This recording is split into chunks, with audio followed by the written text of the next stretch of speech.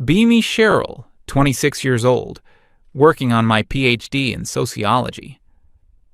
My life for the past few years has been a cycle of research grants, academic papers, and overpriced coffee. I live and breathe this stuff. My chosen field is gender studies, specifically modern social dynamics between men and women. My dissertation was supposed to be my magnum opus, the thing that would put me on the map. The topic came to me sometime last spring during a conversation with a friend. Let's call her Jessica. Jessica was complaining endlessly about her boyfriend, not about cheating or anything dramatic, but about the gym. He was spending more and more time there, 6 days a week, sometimes twice a day. She'd say things like, "It's like he's avoiding me," and "He cares more about his deadlift than our relationship." She was a successful, independent woman, a lawyer, sharp as a tack, opinionated. And it clicked in my head, connecting to all the theories I'd been studying. The rise of the strong, self-sufficient woman was creating a crisis in modern masculinity. Men, no longer the sole providers or protectors, were feeling obsolete, intimidated. So, where do they run? To places where they can reclaim a sense of primitive, physical dominance. The gym. It's a controlled environment where they can build literal armor, a muscular shell against a world that no longer lionizes their traditional roles. My hypothesis was born. The modern man's obsession with fitness is a direct flight response to the rise of female empowerment. They aren't building bodies to attract women. They're building fortresses because they're afraid of them. I pitched it to my advisor, a tenured professor who had built her career on similar deconstructions of gender roles. She loved it, called it incisive and timely. My dissertation was officially titled Sanctuary of Fragility, the Modern Gymnasium as a Male Escapist Response to Matriarchal Ascendancy. Sounds impressive, right? I thought so too. The first step was to gather qualitative data. I needed to go into the lion's den. I needed to conduct a series of what I called provocational interviews to get the subjects to reveal their insecurities. My plan was to go to a gym, not a fancy sanitized fitness club, but a real old-school place with lots of free weights and the sound of clanging iron. The kind of place you see in movies. I spent a week preparing. I dusted off some old athletic clothes from my undergraduate days. They were ill-fitting and made me feel like an imposter. I drafted a list of questions, designed to be slightly leading, to gently poke the bear. Are you here to feel more powerful in your daily life? Do you find that physical strength helps you feel more confident when approaching women? And my personal favorite, the direct approach. Is the effort you put in here primarily about making yourself more attractive to potential partners? I had a small digital voice recorder and a notepad. I felt like a real field researcher, an anthropologist about to study a lost tribe. I found the perfect place after some online searching. It had terrible reviews from casual gym-goers, complaining about the loud music and intimidating atmosphere. Perfect. It must have been a Wednesday afternoon when I finally went. I figured it would be less crowded. I was wrong. The moment I walked in, it was a sensory overload. The air was thick with the smell of sweat, rubber, and that weird metallic tang of iron. The sound was a constant low-frequency roar of weights hitting the floor, punctuated by grunts and the rhythmic hiss of machines. I felt completely out of place, a scholar in a gladiator pit. I paid for a day pass, the guy at the counter barely glancing at me. He just took my money and pointed toward the locker rooms. After stashing my bag, I walked out onto the gym floor. My confidence wavered for a second. The place was huge. Racks of dumbbells lined one wall, looking like medieval weaponry. Squat racks and bench presses filled the center. In the corner, a group of enormous men were taking turns lifting what looked like actual boulders. I saw it all through the lens of my hypothesis. The grunting wasn't just exertion. It was a primal display of masculinity. The mirrors covering every wall weren't for checking form, they were for narcissistic self-affirmation. The quiet nods between lifters weren't just mutual respect, it was the silent communication of a threatened brotherhood. I took a deep breath, clutched my notepad, and decided to find my first subject. I identified him quickly. He was perfect. Let's call him the focused heavyweight. This guy was built like a refrigerator. He was setting up for a heavy bench press, his whole demeanor radiating intense concentration. He had huge headphones on, completely sealing him off from the world. He was the epitome of my theory. A man creating his own isolated reality where he could be king. I waited patiently. I knew not to interrupt someone mid-lift. I'd read that much about gym etiquette. He did his set. 5 reps with a weight that made the bar bend. The effort was immense, his face turning red. He slammed the bar back onto the rack with a final guttural yell. This was my chance. I approached him as he sat up, breathing heavily. I gave him what I hoped was a friendly, disarming smile. "Excuse me," I said, a little louder than I intended. He didn't hear me. I tapped him lightly on the shoulder. He flinched, startled, and pulled one side of his headphones off. His eyes were completely blank, as if I'd just woken him from a deep sleep. "Hi," I started, trying to sound casual. "I'm a sociology student. I was just wondering, are you training so hard to become more attractive to women?" The words hung in the air between us. He just stared at me. It wasn't anger or annoyance. It was pure, unadulterated confusion. His brow furrowed, as if my question was in a different language that he vaguely recognized but couldn't parse. He looked from my face to the barbell, then back to my face. "What?" he said. It wasn't a question demanding clarification. It was a single, monosyllabic expression of utter bewilderment. Before I could repeat myself or try to explain, he just shook his head slightly, put his headphone back on, and lay back down on the bench to prepare for his next set. I was dismissed. Not even rejected, just dismissed, as if I was a fly buzzing around his head. My academic confidence took a hit. That wasn't the reaction I had predicted. I expected defensiveness, maybe a boastful, "Yeah, of course." Nothing. Okay, I thought. Wrong approach, too direct. Maybe he was just too deep in the zone. I needed a different type of subject. I scanned the gym again, and my eyes landed on the cardio section. A guy was on a treadmill, running at a steady, determined pace. Let's call him the cardio runner. He was leaner, more of an athletic build. He seemed more approachable. He wasn't wearing headphones, just focused on the screen in front of him. I walked over, standing a respectful distance away from the moving belt. I waited for a moment, then tried again. "Hi there," I said, projecting my voice over the whir of the machine. He glanced over, a little annoyed at the interruption. "I'm doing some research," I continued, "and I'm curious about people's motivations. Would you say a big reason you're here is to improve your chances in the dating world?" This time, I got a reaction. A slow smile spread across his face. It wasn't a friendly smile. It was pure, dripping sarcasm.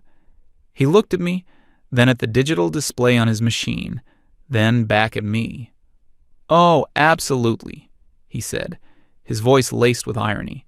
"The ladies can't resist a man who can run in place for 45 minutes. It works every time." He then reached forward, pressed a button on the console, and the treadmill sped up. He broke into a full sprint, his eyes locked forward, a clear and unspoken message that our conversation was over. I stood there for a moment, feeling foolish. 2 attempts, 2 complete failures. My provocational questions weren't provoking anything but confusion and mockery. My frustration was growing. Were they just being deliberately obtuse? Were their defenses so high that they couldn't even engage with a simple question? My entire hypothesis felt like it was slipping through my fingers. Dejected, I found an empty bench near a water fountain, away from the main action. I sat down, opened my notepad, and realized I hadn't written a single word. My plan was a disaster. I couldn't just walk up to people and ask these questions. It wasn't working. I decided to change tactics. No more interviews for now. I would just observe. I put my notepad away and just watched. For maybe 20 or 30 minutes, I just sat there and let the gym's ecosystem unfold around me. I started to notice things I'd missed during my initial biased survey. I expected to see preening and competition, guys trying to outlift each other, flexing in the mirrors to intimidate rivals. But I didn't see much of that. I saw a young, skinny kid struggling to set up for a squat. One of the huge guys I'd seen earlier walked over. I braced myself for some kind of hazing or mockery. Instead, the big guy spoke quietly to the kid for a moment, adjusted his form, and then stood behind him to spot him, offering words of encouragement on each rep. Over at the dumbbell rack, two guys were working out near each other. They didn't speak a word, but when one finished with a pair of weights, he silently offered them to the other, who gave a quick nod of thanks. It was a simple, efficient, non-verbal exchange. I watched a man meticulously wipe down his machine after using it, not just a quick swipe, but a thorough cleaning. It wasn't for show. No one was even watching him. It was just a matter of principle. The atmosphere I had initially interpreted as hostile and competitive now seemed different. It was focused, disciplined, almost monastic. Everyone was there for their own purpose, engaged in their own personal struggle against the weight, against the machine, against themselves. They were in the same room, but each was on their own island of effort. My neatly constructed theory about male posturing and insecurity was starting to develop serious cracks. I was so lost in my thoughts that I didn't notice the guy who sat down on the other end of my bench until he started unwrapping the tape from his hands. This was Stephen. I hadn't noticed him before. He wasn't the biggest guy in the gym, nor the loudest. He probably in his late 20s or early 30s. He looked tired, the way people do after a long day at work, not the energized exhaustion of a workout. He was methodical. He finished his workout, carefully re-racked his weights, and now he was just sitting, catching his breath, methodically undoing his wrist wraps. There was no performance in his actions. He wasn't looking around for anyone to notice him. I decided to try one last time, but this time I would throw my script out the window. No more leading questions, no more provocation, just a simple, honest question. I waited until he finished with his wraps and took a long drink from his water bottle. "Excuse me," I said, my voice much quieter this time. He looked up, and his expression was neutral, not annoyed, not confused, just open. "I'm a researcher," I began, deciding to be upfront, "and I'm genuinely trying to understand this place. I've been watching, and I feel like I'm missing something fundamental. What is it that brings everyone here, day after day?" I expected a simple answer: to get stronger, for my health, to look good. Stephen looked at me for a long moment, then glanced around the gym, as if seeing it for the first time. He seemed to be formulating a real answer, not just a platitude. He let out a slow breath. "It's simple," he said, his voice calm and a little weary. "It's honest." I must have looked confused, because he decided to elaborate. That's when everything I thought I knew started to fall apart. I just stared at him, waiting. Honest? The word felt foreign in this context. Stephen nodded, then gestured with his water bottle towards the squat rack where the focused heavyweight from before was now loading on more plates. "See that bar over there?" he asked. "Let's say it weighs 100 kilograms. I nodded, following his gaze. "That bar weighs 100 kilograms today. It will weigh 100 kilograms tomorrow. It will weigh 100 kilograms a year from now. It doesn't have moods. It doesn't have a hidden agenda." He paused, letting that sink in. My academic brain was trying to categorize his words, to fit them into a pre-existing framework. But I was failing. That bar, he continued, his voice steady and even, will never tell me it has a headache. It will never get upset because I looked at it the wrong way. It won't play games. Its expectations are perfectly clear. A crack appeared in the foundation of my dissertation. If I put in the work, if I train hard enough and smart enough, I will be able to lift it. If I don't, I won't. The outcome is a direct, unfiltered result of my own effort. There's no ambiguity. It's completely, brutally honest. I was speechless. My carefully crafted questions about female attraction and insecurity seemed so childishly simplistic now. Stephen wasn't finished. He pointed over to the row of treadmills where the sarcastic cardio runner was now in his cool-down walk. "Look at that," he said. "See the screen? It shows speed, distance, time, calories burned. They're just numbers. They don't lie. They don't flatter you to make you feel better, and they don't criticize you to put you down." He turned his gaze back to me, and for the first time, I saw the profound weariness in his eyes. It wasn't physical exhaustion from the workout. It was something deeper. "Out there," he said, gesturing vaguely towards the door, towards the rest of the world, "everything is complicated. The rules are constantly changing. What was acceptable yesterday is a fireable offense today. What's seen as a compliment by one person is an insult to another."